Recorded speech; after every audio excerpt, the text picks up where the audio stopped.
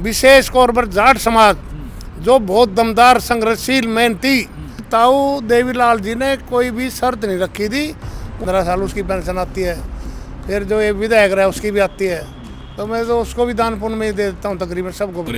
देखो ऐसे है, मैं कांग्रेस से पहले विधायक भी रहा, अब 2 बार तो अपनी गाड़ी में लेके मुझे सोनिया जी से मिलाने लेके, छोटी बात है क्या? काम गलत किए, मैं क्या किया? कहते एक तो 200 करोड़ रुपए कहता था खर्च हो जाओ, तूने 1 रुपया नहीं करवाया। मैंने साथ 1 महीने बाद ही मैं बदमाशों की गोली से बच गया, मैं चला, फिर भी मैंने पार्टी छोड़ी। देखो लोग कहते हैं छोड़ दी, छोड़ने का टाइम तो वही था जब मेरी टिकट कटी।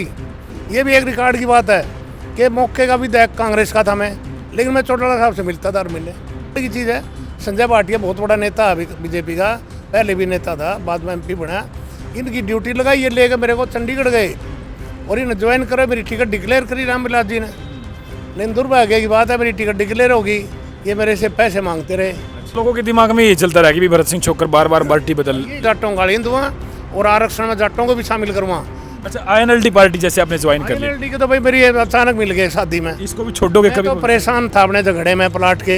यार धर्म सिंह छोकर ने मेरे प्लाट पे कब्जा, कोठी पे कब्जा, एक औरत पे मेरे छेड़खानी लगवा दी, वो 32 लाख लेके निकली मेरी कोठी से।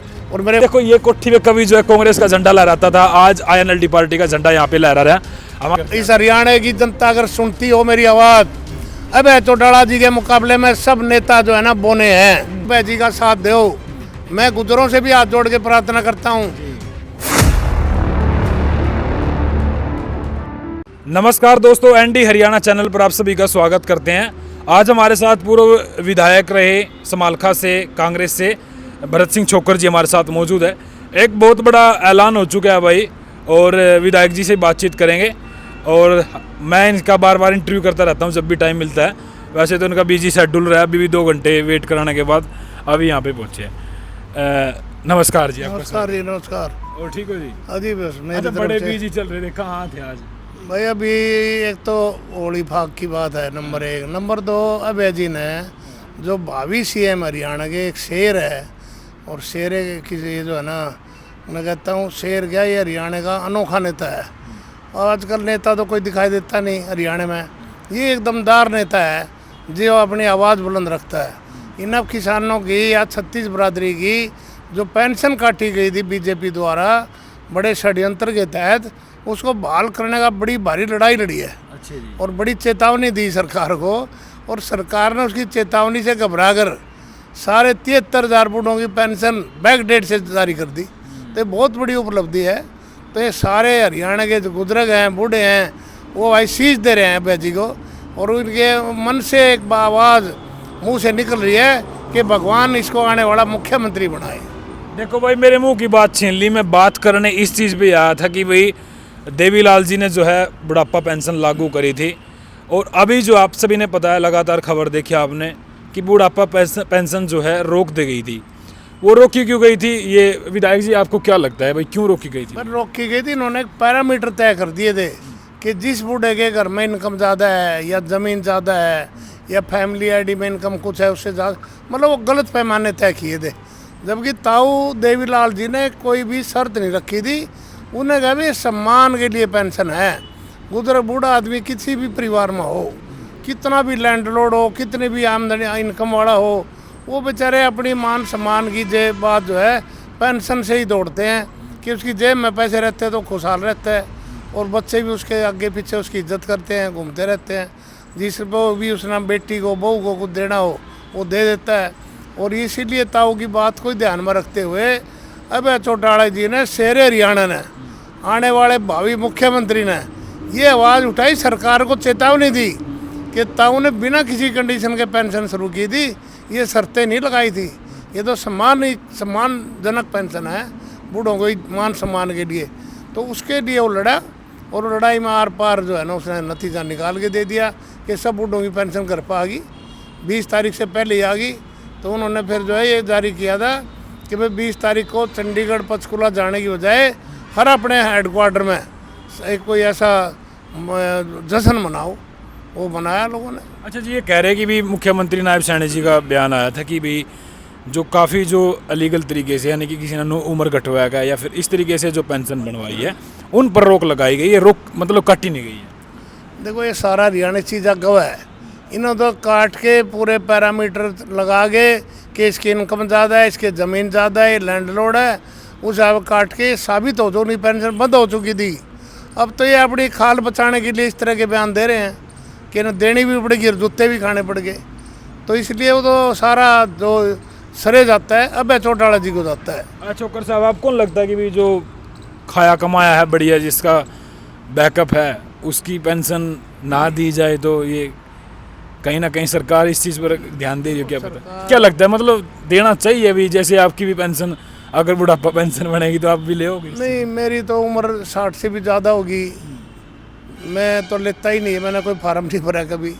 मुझे एयरफोर्स की, मैंने देश सेवा की है 15 साल, उसकी पेंशन आती है। फिर जो ये विधायक रहा उसकी भी आती है, तो मैं तो उसको भी दान पुण्य में ही दे देता हूँ, तकरीबन सबको पता हुआ है। तो मेरे हिसाब से भी, आम आदमी के भी हिसाब से, जो ताऊ ने जो पेंशन दी थी वो सम्मान के लिए बुजुर्गों के, बूढ़ों के लिए दी थी, उसमें कोई शर्त नहीं थी। कोई मेरा भी जो आम आदमी का तजर्बा है, गांव में कहीं जाते हैं, बूढ़े किसी परिवार के हों, उनकी अपनी मरोड़ रहती है ताऊ की पेंशन पे, और वो खुशहाल रहते हैं और उनकी कदर रहती है। और ये ना हो तो बेचारे वो मुँह की तरफ देखते रहते हैं कोई मेरे को दे। और वे आजकल के नौजवान या घरों में ऐसे हो रहे हैं, चाहे वो कितने धनवान हैं, लेकिन वो शायद बुजुर्गों का इतना ध्यान नहीं रख पाते। ये दुनिया का इतिहास बना गया ताऊ देवीलाल कि बुजुर्गों को ऐसी मान सम्मान से जो एक चीज़ शुरू करवा गया। अब नेताओं की मजबूरी होगी, सरकारों की, उसको बड़ा चढ़ा कर देते हैं। अच्छा छोकर साहब, आपने कांग्रेस में इतना सारा टाइम दिया है और अचानक से ही अभी 2 महीने पहले ही आपने एकदम से पार्टी ज्वाइन कर ली, INLD। थोड़ा सा एक बार और दोहराना चाहूँगा, ऐसी क्या बात हुई इतना समय देने के बाद कांग्रेस को? देखो ऐसे है, मैं कांग्रेस से पहले विधायक भी रहा, अब 2 बार फिर रहा, तो कांग्रेस से मैं OBC का वर्किंग प्रेसिडेंट भी रहा कई साल। लेकिन जो इन्होंने मेरी टिकट 2005 में काटी, 9 में सिटिंग MLA था, और मेरी ज़बरदस्त लोगों के बीच में पॉपुलरिटी थी, पोजीशन बहुत अच्छी थी। पहले मैं जीता था तो 51-52% अकेले को वोट आई थी।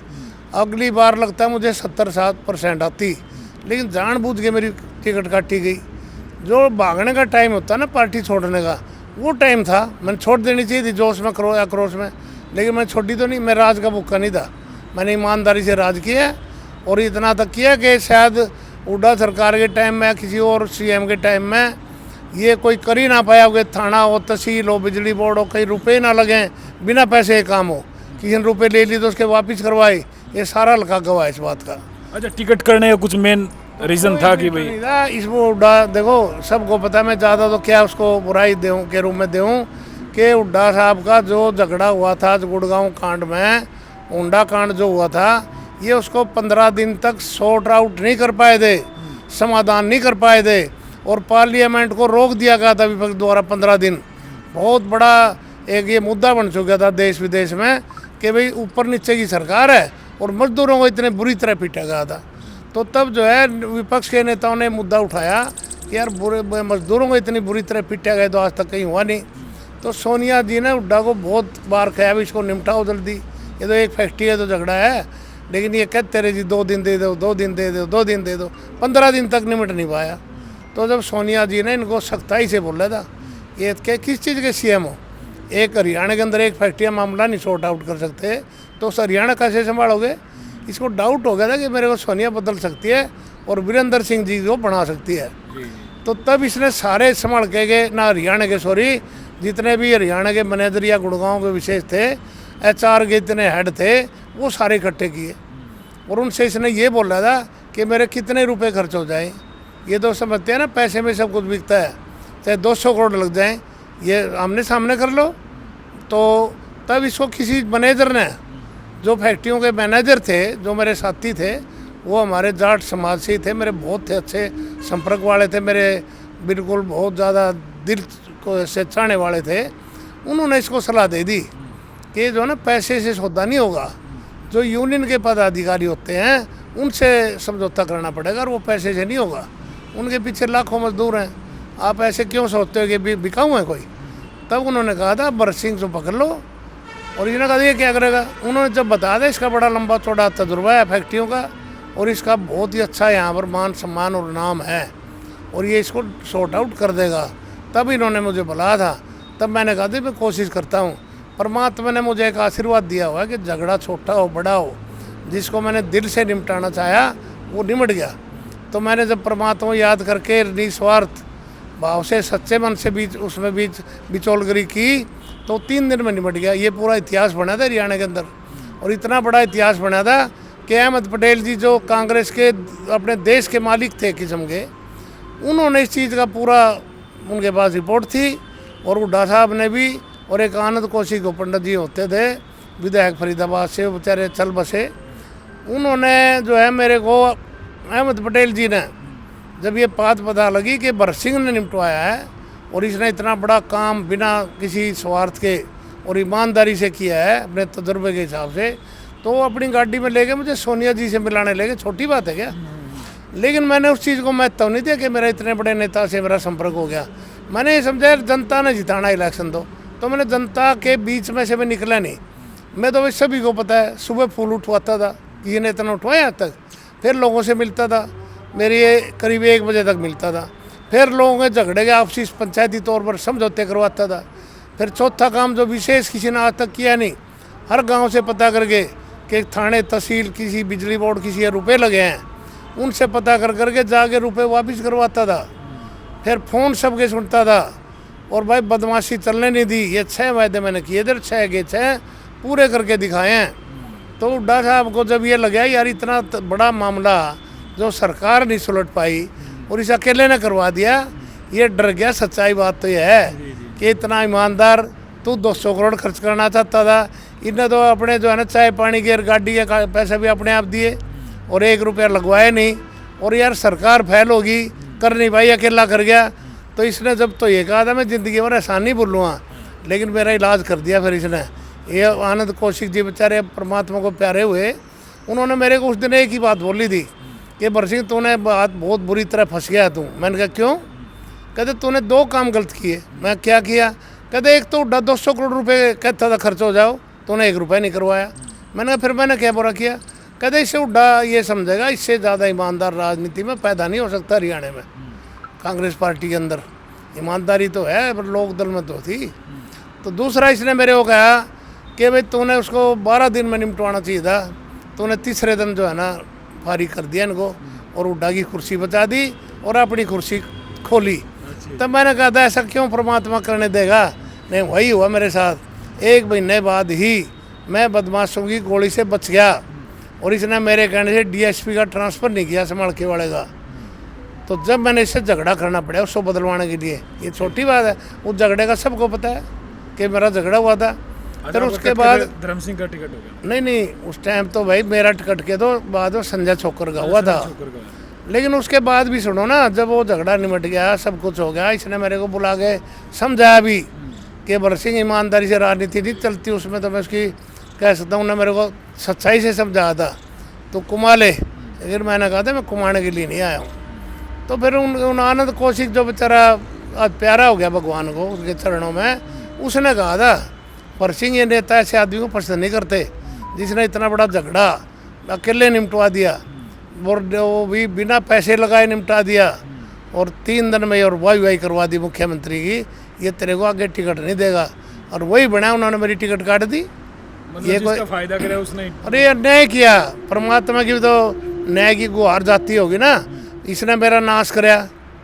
फिर मैं चला, फिर भी मैंने पार्टी छोड़ी। देखो लोग कहते हैं छोड़ दी, छोड़ने का टाइम तो वही था जब मेरी टिकट कटी, लेकिन मैं छोड़ी तो नहीं। मैंने इसके हल्के में काम किया 15 दिन। अच्छा, हुड्डा साहब से टिकट कटने के बाद आपकी कुछ पर्सनली बात हुई थी? मेरी बात हुई तो मैंने यही कहा कटगी। अब मैं जो है ना यहाँ संभालके में ड्यूटी नहीं करना चाहता, क्योंकि इन्होंने जिसको टिकट मिली उन्होंने मेरी पूछताछ नहीं की। मैं इनके हल्के में काम किया, वहाँ ड्यूटी लगवाई, 15 दिन वहीं रहा। और हुड्डा साहब ने ये पूरा चेक किया कि मैंने वहाँ मेहनत की थी। लेकिन जब समय आया तो इन्होंने मेरी जो टिकट काटी तो मुझे दुख तो होना था, लेकिन मेरे दुख का कारण ये नहीं था कि मुझे स्वार्थ हो कोई लड़ने का। तो मैंने कोई लड़ाई लड़ी नहीं, मैं इलेक्शन नहीं लड़ा और मैं अपना इसे हल्के में काम किया। लोग कहते पार्टी बदली, पार्टी तो लोग नेता तब बदलता है जब टिकट कटती है। मैं इसके राज में 1.5 साल तक रहा, कोई बड़े राज को छोड़ता नहीं। लेकिन दुर्भाग्य से मेरी माँ की डेथ होगी और एक सीएम जो होता है किसी भी एमएलए एक्स एमएलए घर जाता है ऐसी डेथ पर, लेकिन मुख्यमंत्री या इसका कोई परिवार का मेरे घर नहीं आया। तब मेरे को थोड़ा दिल से दुख महसूस हुआ। लेकिन चौटाला साहब दे तो ना भाई, वो बड़ा सामाजिक आदमी था और मेरे को निजी तौर पर जानता था, बहुत पुराने संपर्क थे मेरे उससे। हाँ जी, देखो मैं कभी उनसे हटा नहीं मिलने से। ये भी एक रिकॉर्ड की बात है कि मौके का भी देख कांग्रेस का था मैं, लेकिन मैं चौटाला साहब से मिलता था हर महीने। ये बड़े अफसोस की बात नहीं है, दूसरे पार्टी वाले हो सकता है उस वजह से न मेरी टिकट काटी। अच्छा, आपने आईएनएलडी क्यों ज्वाइन करी भाई? बीजेपी की इतनी बड़ी हरियाणा में पार्टी है, आपने वो क्यों? बीजेपी का ले लो, लोग कहते हैं ना पार्टी बदली। जब मैंने छोड़ी तो मेरी माँ के मरने में उठा नहीं आया, चौड़ा साहब आ गए तो मैं वहाँ चला गया। वहाँ भी चौड़ा साहब की ने बहुत मान सम्मान मेरे को दिया मैंने, लेकिन मेरी वर्कों से अनबन रही, उन कारण मैंने छोड़नी पड़ी। चौड़ा साहब से कोई नाराज़गी कभी नहीं हुई।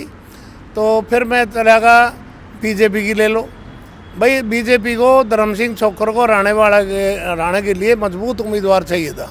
इन्होंने सर्वे को करवा, देखो रमेश कौशिक जी हैं, बहुत मान्य व्यक्ति है मेरे लिए, मैं उनका आदर करता हूँ। उन्होंने मेरे फ़ोन पे कही, सिंह तू बीजेपी में आ जा, तेरा टिकट पक्का हो जाएगा। फिर वो राम विलास जी की मैं तो तारीफ़ करता हूँ, उन्होंने मेरे को ये तो रिकॉर्ड की चीज़ है। संजय भाटिया बहुत बड़ा नेता है बीजेपी का, पहले भी नेता था, बाद में MP बना। इनकी ड्यूटी लगाई, ये लेकर मेरे को चंडीगढ़ गए और इन्हें ज्वाइन करो। मेरी टिकट डिक्लेयर करी राम विलास जी ने। लेकिन दुर्भाग्य की बात है, मेरी टिकट डिक्लेयर होगी, ये मेरे से पैसे मांगते रहे। पता नहीं वो खुद के लिए, वो कहते थे पार्टी में फड़ देना पड़ेगा। मैंने कहा जी मैं तो ईमानदारी से राजनीति की है, पैसा कमाया नहीं, फौजी आदमी हूँ, जो कमाया वो भी मैं इलेक्शन में लगा दूँ अगर तो मैं क्या खाऊँगा फिर। तो वैसा फिर उससे हमारे उनकी बात बिगड़ गई, मेरी टिकट काट के शशि को दे दी और वो सब जानते हैं कैसे दी, बहुत मोटा पैसा दे के आई थी। अच्छा जी। वो हार गया, मैं जीत जाता, सच्चाई ये थी। ये तो बीजेपी छोड़ने, तो मैंने क्या गलत किया भाई? जो मेरे पैसे मांगते मैंने पार्टी छोड़ दी, मैंने किसी बुरा किया क्या? या मैंने पार्टी बदल के कोई अपना फायदा उठाया गया, इलेक्शन लड़ा गया, जितने हो गया, मैंने लड़ा भी नहीं। अच्छा, लोगों के दिमाग में ये चलता रहा कि भी भरत सिंह छोकर बार बार पार्टी बदल ये कहते ना, जय चौड़ा साहब के साथ गया तो मेरी माँ के मरने पर हुड्डा साहब आए नहीं, चौड़ा साहब, तो मैं एक भावना के तहत गया। लेकिन मेरी वहाँ वर्कों से नहीं बनी। उसमें मैंने क्या, मैंने किसी का कुछ ले लिया, मैंने किसी का बुरा कराया, मैंने छोड़ दी। फिर उसके बाद जो है ये बीजेपी ने मेरे को बुला के ज्वाइन करवा, इस तरह की बातें हुई जब पैसे वैसे ही, तो मैंने छोड़ दी। मेरे जैसा ऐतिहासिक काम कोई करके दिखाए ना। टिकट तो लेने के लिए लोग पैरों में पड़ते हैं, अटैची भर के नोटों की ले जाते हैं। मेरे को तो टिकट खुद पक्की करी गई, लेकिन मैंने मना कर दी बीजेपी को भी। अच्छा, कांग्रेस अगर दोबारा से आपको टिकट देने का ऐलान करती है भाई, आपको पक्का देंगे? अरे भाई अब मेरा कांग्रेस से कोई संबंध नहीं मेरे। 2029 में अगर कांग्रेस ये कहती है कि हम आपको टिकट देंगे, तो क्या जाओगे? जिस मान सम्मान के साथ अभय चौटाला जी ने, रामपाल माजरा जी ने, पार्टी अध्यक्ष हैं, इन्होंने मेरे को शामिल किया ना, और जो मेरी कदर की है उसके सोचते हुए ही मैंने ज्वाइन की है। मैं किसी लालच में ज्वाइन नहीं करता। टिकटें तो मैंने अनेक टिकटों को ठोकर नहीं मारी, वो पैसे मांगते रहे या धोखे से मेरे को शामिल कर गए। कुलदीप बिश्नोई जी ने क्या किया, 50-60 आदमी कब हैं, मैंने मना कर दी, मैं तेरे साथ नहीं आऊँगा। लेकिन उन्हें जाते हुए सबको बुला के धोखे से फ़ोटो खींच के और मीडिया में दे दिया कि भरत सिंह ज्वाइन कर गया। तो ऐसे धोखेबाज नेताओं से मैं क्यों रहूँ उनके साथ, मैंने छोड़ दी। उसके बाद ये ऐसी बीजेपी छोड़ दी। राजकुमार सैनी है, मेन चीज़ के बड़ा खिलाफ हो जातिवाद के। वो जाटों को जो है ना हमेशा ही कोसते रहते हैं। मैंने तो कह दी, मेरे पास क्या पता 10 बार आए थे घर पे भी, और रोशन लाल आर्य जी उनके साथ थे, मैं मना कर देता था। मैं तो छत्तीस बरादरी का आदमी हूँ और मेरे को जाटों ने बहुत सहयोग दिया बनने में, और ये दमदार कौम है, बहुत मजबूत समाज है। मैं ऐसे इसके खिलाफ बोलना पसंद नहीं करता। जाटों के खिलाफ लेकिन उसने क्या किया, उसके लिए भी गवाह है, रमेश सैनी MC है। ये रमेश सैनी मेरे साथ बैठ लिया कि जी मैं गुड़गांव जाना था, वो दौड़ा को उतर गया, बोले जी मेरे को छोड़ दो कोठी तक, राजकुमार सैनी की थोड़ी नज़दीक थी। मैंने कहा भाई चल छोड़ के गुड़गांव चले जाऊँगा। मैं इसको उतार के गाड़ी मोड़ने लगा, उन्होंने मेरी गाड़ी घेर ली और जाने दिया नहीं, चाय पीनी पड़ेगी। मैंने कहा मैं तेरे यहाँ चाय नहीं पी सकता, अगर कोई मेरे को देख ले तो मैं बदनाम हो जाऊँगा, मेरा तो धब्बा लग जाएगा। वो लेकिन बहुत हाथ पैर जोड़ता रहा, उतार दिया नीचे, और नीचे बिठा के वहाँ लोग बैठे थे और मेरा फ़ोटो खींच के और वायरल कर दिया, भरत सिंह ज्वाइन कर गया। मेरे फ़ोन में मैसेज आया, मैंने उससे लड़ाई करी, क्यों कर दिया ऐसे। फिर वहाँ पर उन्होंने जो है ना बहुत गुज्जर इकट्ठे कर दिया, हरियाणा, UP, राजस्थान के, और मेरे को कहने लगा यार अब तो जो हो गया हो गया। फिर उसने वायदा किया था मैं जाटों को गाड़ी दूंगा और आरक्षण में जाटों को भी शामिल करूँगा। तब एक नया बदलाव किया था 100% आरक्षण मैं लूँगा, उसमें जाट भी सब बरादरी। तब उन्होंने मेरे को चलो चुप किया। फिर मैंने बहुत बड़ी रैली उसकी की तो उसके दिमाग में आई, तो मजबूत आदमी है, उन्हें मेरे को पार्टी का अध्यक्ष बना दिया। तो मैं कई जिलों में गया जहाँ पार्टी के वर्कर थे, बहुत मजबूत वर्कर जुड़े हुए थे उसके बैकवर्ड ओबीसी के। तो मैंने उनके आपसी जो कला होती है वर्करों में वो मिटा कर बढ़िया काम करके टीम बना दी। पहले मैं जींद में गया, हिसार गया, सोनी, तो हर जगह ऐसे वर्कर खुश हो गए। तो इसको जब रिपोर्ट मिली कि यार इसकी तारीफ कर रहे हैं सब, इनने मेरे को बुला के ये कहा भरत सिंह तू है ना जाए मत कर कहीं भी। माँ जी क्यों, प्रधान बनाया आपने जाने के लिए? बोले नहीं गुजरो हम जाया कर। मैंने कहा फिर मैं गुजरा हूँ प्रधान हूँ खाली। मैंने कहा अपनी प्रधानी भी संभालो, अपनी टिकट भी संभालो, मैं नहीं काम कर सकता ऐसे आदमी के साथ। अच्छा जी, मतलब भ्रष्ट था जहाँ भी तो मेरे साथ तो जो किया नया किया नेताओं ने, मैंने पब्लिक का तो कोई बुरा नहीं किया। अच्छा, आईएनएलडी पार्टी जैसे आपने ज्वाइन कर लिया, INLD के तो भाई मेरी अचानक मिल गए शादी में। इसको भी छोड़ दोगे मैं कभी? तो परेशान था अपने झगड़े में प्लाट के। यार धर्म सिंह छोकर ने मेरे प्लाट पे कब्जा, कोठी पे कब्जा, एक औरत पे मेरे छेड़खानी लगवा दी, वो 32 लाख लेके निकली मेरी कोठी से। और मेरे प्लाट पे कब्जा, कोठी के सामने 4 दीवारी के अंदर, क्या मेरी कोठी सब नहीं देखी हुई है? उसके अंदर फर्जी नक्शा, फर्जी ID, फर्जी रजिस्ट्री करवा के मैंने उनको फिर जाना बड़ी मेहनत करी, मुकदमा दर्ज करवाया। वो 8 महीने अंदर रहे। अब जमानत पे केस चल रहा है, चार्ज लगे हुए, सजा होगी 100%। भगवान करेगा तो न्याय मिलेगा कोर्ट से। तो जो है मैं इस तरह दुखी कराया गया नेताओं द्वारा, मेरा शोषण मिसयूज किया गया और गलत प्रचार किया पार्टी। बोलो मैंने पार्टी अपने फैले के लिए बदली गया।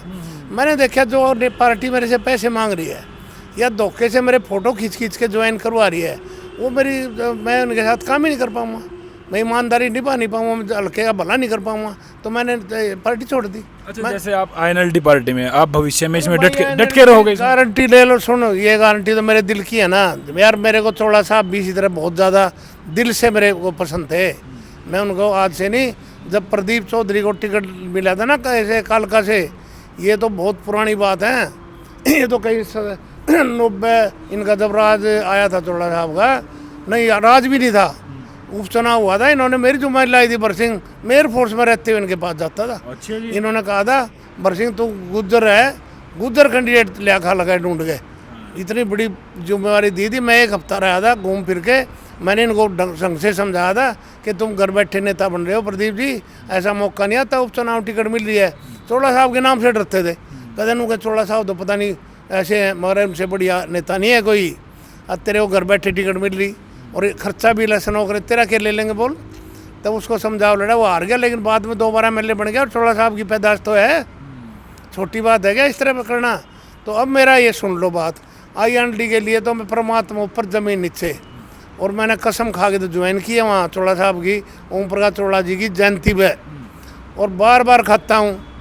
मेरा कोई परिवार नहीं है, मुझे किसी से लगाव नहीं है। मैं पार्टी के प्रति 100% क्या 1000% समर्पित हूँ। मैं चोड़ा साहब को मुख्यमंत्री नहीं बनेंगे जब तक चैन से नहीं बैठूँगा। हाँ जी, और मुझे कोई स्वार्थ नहीं, कोई लालच नहीं है। और जितना बड़ा उन्होंने मान सम्मान मुझे दिया है कि यार पार्लियामेंट्री बोर्ड का सेक्रेटरी बनाना, मेरे को नंबर 1 पे शर्मा जी को बनाया, ब्राह्मणों को कितना बड़ा सम्मान दिया है। एक इतिहास है ये कि कोई भी पार्टी का प्रधान होता है वो हमेशा पार्लियामेंट बोर्ड का चेयरमैन होता है। अब जी ने यार इतना बड़ा त्याग और इतना बड़ा ब्राह्मणों के लिए कुर्बानी भरा कदम उठाया है कि भाई जो अपने वहाँ के भिवानी से वासुदेव शर्मा जी एक्स मिनिस्टर हैं, उनको चेयरमैन बना दिया। यार इतिहास नहीं बना दिया, पहले इतिहास बना था उन्होंने के विधायक रहते हुए इस्तीफा दे के 2 बार जीत के दिखा था।